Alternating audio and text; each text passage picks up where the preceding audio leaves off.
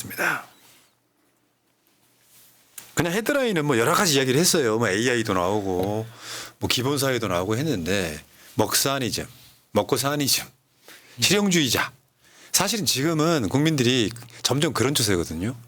이념 전쟁 이런 거 안 좋아해. 네. 이념 전쟁하고 있는 게 윤석열이잖아요. 그러니까 특히 놀라운 게 한 1970, 80년대까지만 하더라도 21세기가 되면 모든 게 해결될 거라고 다들 상상했죠. 자동차가 하늘을 날아다니고 다들 먹고 사는 거 걱정 없이. 맞아. 근데 기술이 발전하고 문명이 더 많이 발전할수록 먹고 사는 문제가 더 위태로워지고 있다는 거. 굉장히 큰 아이러니거든요. 그러니까 이재명 대표가 정확하게 표현한 거예요. 먹고 다니즘 외에는 사실상 특정한 이데올로기라고 할 만한 게 없다. 맞는 말이잖아요. 내가 항상 하는 이야기예요. 우리가 민주주의라고 하는 거를 사람들이 본질을 모르는 것 같아요. 우리가 80년대에는 직선제가 민주주의의 목표였어요. 대통령 직접 뽑는 거. 근데 그 다음을 몰라 우리나라 극우들은.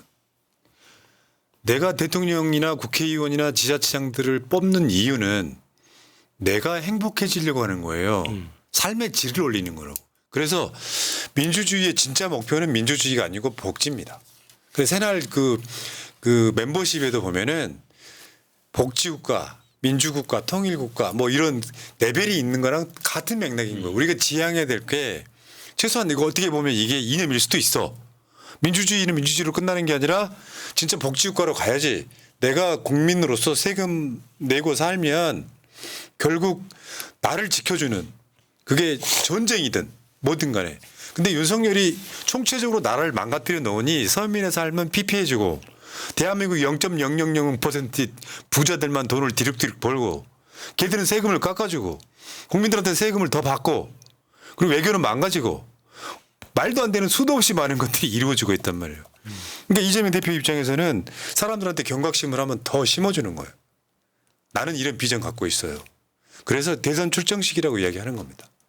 사실은 대선 출정식이에요. 두고 보세요. 그러니까 거의 그저 선언문만 출마 선언문만 30분 정도의 연설문이었잖아요. 그게 대선 선언급이었죠. 그리고 저 먹사니즘이라는 게 그러니까 단순히 먹고 사는 문제가 해결된다고 끝나는 게 아니라 먹고 사는 문제를 해결하는 방법이 민주적 절차에 의해서 먹고 살아야 되는 거예요. 먹고 사는 문제만 해결했을 때 어떤 부작용이 생기느냐. 사우디를 보시면 됩니다. 그러니까 그 국민의 삶이 먹고 사는 문제가 해결됐다고 해서 그게 다 거기서 끝나는 게 아니거든요. 자존감. 내가 이 국가를 지탱하는 이 국가의 주인이라는 이 자존감이 같이 병행될 때 먹고 사는 문제가 해결됐다고 볼 수 있는 거예요. 그 만약에 사우디처럼 국왕이 지배하면서 돈 많은 국왕이 국민들한테 세금도 안 내도 된다. 일자리도 없어도 일 안 해도 돼. 다 먹여 살려줄게. 그런다고 해서 국민이 행복해집니까? 그런 거 아니거든요. 그러니까 이게 민주 정치가 파괴됐을 때 우리가 어떤 고통을 받고 있느냐 지금 겪고 있잖아요. 맞아. 근데 사실 이게 이제 옛날부터 나왔던 이야기인데 이재명 대표의 연임에 있어서 러닝메이트 김민석 의원 지금 이제 뭐 최고위원 후보들이 다 쟁쟁하고 인기 있는 분들이라 우리가 좀 머리는 좀 아프지만 실제로 이거 오늘 출마 선언에도 바로 옆에 김민석 의원이 지금 배석을 해 있잖아요. 지금 저기 지금 최고위원 후보들만 5명이 이재명 대표 이렇게 배석해 있는데 그렇지 않은 분들이 반 이재명이다 이런 건 아니지만 시간 되는 사람. 저게 되게 상징적이고요. 네.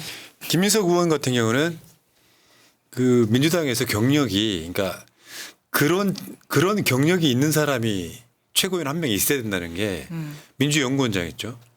보건복지위원장 했죠. 민주당 정책위의장 했죠.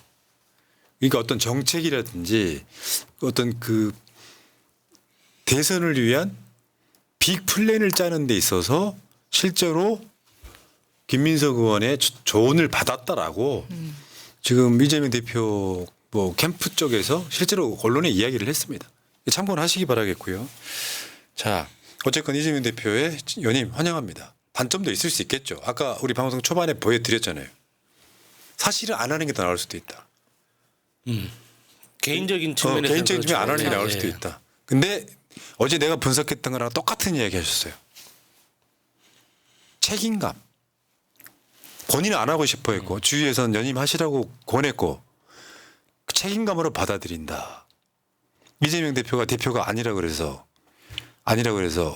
뭐 그거를 대표를 하는 이유가 방탄 때문이라고 계속 악의적으로 프레임 몰고 가잖아요. 전혀 상관없다 이렇게 말씀드렸고 최근에 이슈 중에 최저임금 지금 한참 서로 지금 이제 최저임금 협상을 하고 있는 거예요. 와, 이 개새끼들.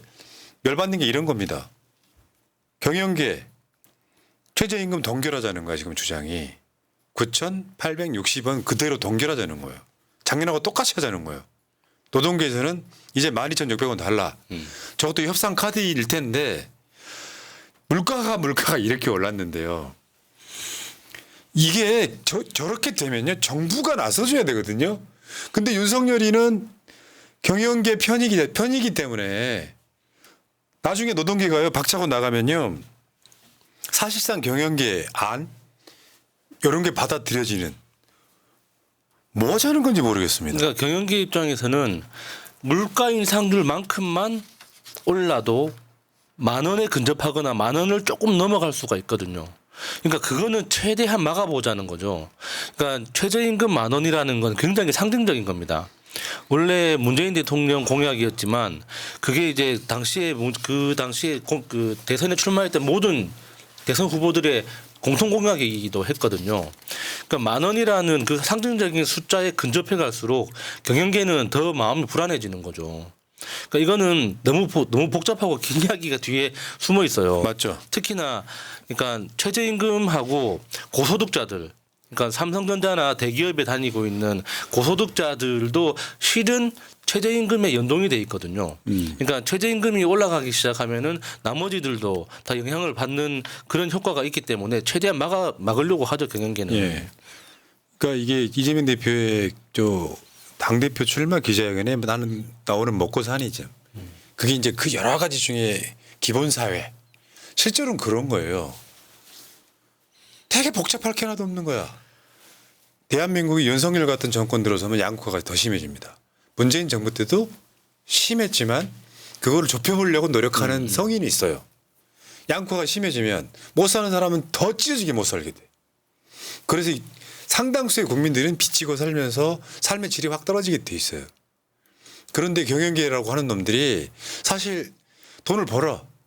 근데 사실 윤석열에 의해서 수출 못하고 그래서 수출 적자 흑자 같은 경우는 흑자로 전환됐다고는 해도 규모가 확 떨어졌잖아요. 예. 기업들이 잘 안 되는 측면도 있어. 그 기업들한테는 국가가 윤석열 같은 정부가 나서 갖고 법인세 깎아줍니다. 그 세금이 부족한 거를 일반적인 자영업자나 회사원 월급쟁이들한테 뜯어냅니다. 그러니까 이 맥락에서 양극화를 좁혀보려고 노력하는 건 보수 진보 정권 할 것이 다 해야 되는 일이에요. 그래야 건강한 사회가 된다고. 나중엔 중산층 몰락하고 그러니까 소득 하위 계층만 살아남는 상태에 소수의 부자들이 지배하는 사회가 와요. 그거 안 만들려고 이재명 대표가 기본 사회 외치는 거예요. 나중에 로봇세 이야기 꼭 나올 겁니다. AI나 이런 것들 통해 가지고 그들만이 그들 돈으로 고용은 안 하면서 AI나 로봇으로 돈을 벌면 로봇세를 거둬야 되는 것까지 가야 돼요. 자, 그런데 어제 이거 있었죠. 오마이뉴스의 보도 한번 보겠습니다. 윤석열이 16차 하와이로 가면서 지시사항을 내리고 왔어. 장마철 호우 대비. 저 무식한 윤석열이 이 비교하는 기사를 냈던데 잘 내셨어요. 저 표정부터 그냥 무능하잖아요. 봐봐요. 윤석열이 과학기술정보통신부에 내린 지시사항입니다. 이번 장마에도 피해 대비를 철저히 할 것. 그러니까 저 똑같은 공문이 모든 부처에 모든 지자체에 다 동시에 갔다고 합니다. 그래서 사람들이 원래 저런 거야? 네. 근데 문재인 정부 때는 달랐다는 거예요. 이 다음이 이겁니다. 중앙재난안전대책본부. 구체적으로 네모안이 문재인 대통령 지시사항입니다. 한번 읽어줘봐요. 위험 지역의 선제적 통제, 필요시 공공시설 등 안전한 장소의 사전 대피, 해상의 선박 피해 방지를 위한 대피 및 산업 현장 강풍 사고 방지 철저, 소방관, 경찰관 등 재난 현장 대응 인력에 대한 안전 조치, 해안가, 하천변 등이 아닌 안전한 장소에 머물 수 있도록 대국민 홍보. 야, 장마 대비 철저히 할 것. 아, 나 씨발 내가 봤을 때 대통령실도 문제고 윤석열도 문제고. 그러니까 저거는 하와이 가기 전에 인증샷 남겨놓고 간 거예요. 나 뭐 하고 일하고 갔다. 그러니까 나중에 욕 듣기 싫으니까. 그러니까 만약에 하와이 간 사이에 수해가 일어나가지고 뭐 피해 입는 국민이 생겼다. 그러면은 나 철저하게 대비하라고 지시해놓고 갔는데 그러면 공무원들 잘못이지 왜 나한테 그러냐. 뭐 이런 핑계거리 만들어 놓으려고 미리 던져놓은 거죠. 그거 한번 더 보여주세요. 이번 장마에는 피해 대비를 철저히 할 것. 뭐 이렇게 무능한 놈들이 다 있어. 저렇게 할 거면 대통령 왜 뽑는지 모르겠어요. 저런 뻔한만 얘기할 거는. 왜 여러분 기억들 하시죠? 뭐 퇴근하면서 보니까 뭐 벌써 물에 잠기고 있더라고. 그러면서 집에 갔잖아요. 뭐 이런 등신 같은 게 대한민국 집에 대통령이냐고. 가다 보니까. 물에 잠기는 걸 봤으면 다시 돌아가야 되는데 집으로 계속 갔다는 게 핵심이죠. 뭐 퇴근하면서 보니까 물에 벌써 잠기고 있더라고. 그 동네 아저씨 말투죠. 그래놓고 신림동에서 세 모녀가 돌아가셨죠. 돌아가시는 사건이 일어나잖아요. 기괴하게 구두 신고 와서 반지하 내려다보면서. 그때 그렇게 난리치면서 반지하 앞으로 뭐 없애겠다느니 아니면은 그 물 이렇게 물바지 넣겠다느니 이런 걸 했었잖아요. 근데 이제 그게 얼마나 진행이 되었었느냐. 저는 그게 아직까지도 진행이 많이 안 됐다는 기사가 계속 나오면서 굉장히 불안해집니다, 이번 주에. 예, 정말 비교되네요. 계속 비교해서 보여드리고 있어요. 보람 PT 짱입니다.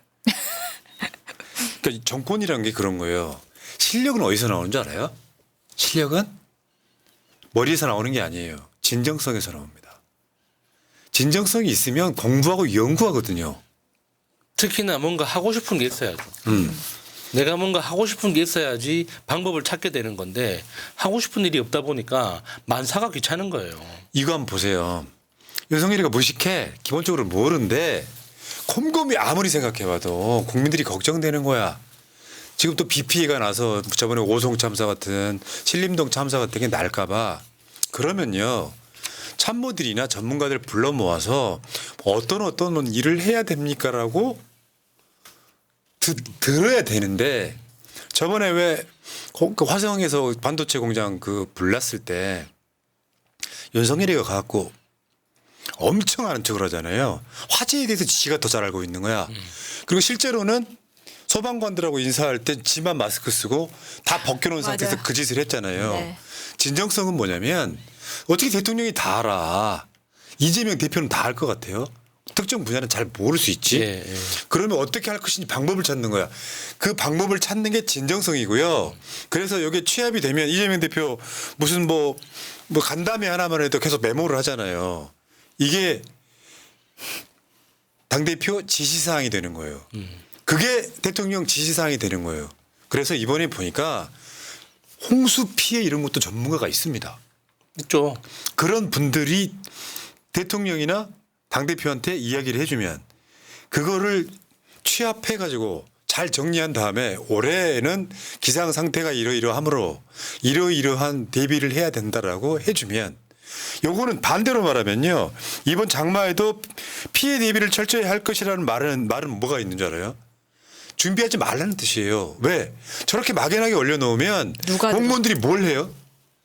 근데 구체적으로 올려놓으면 공무원들 특성이 뭐냐면 문재인 정부처럼 특성이 저렇게 구체적으로 올려놓으면 구체적인 일을 합니다.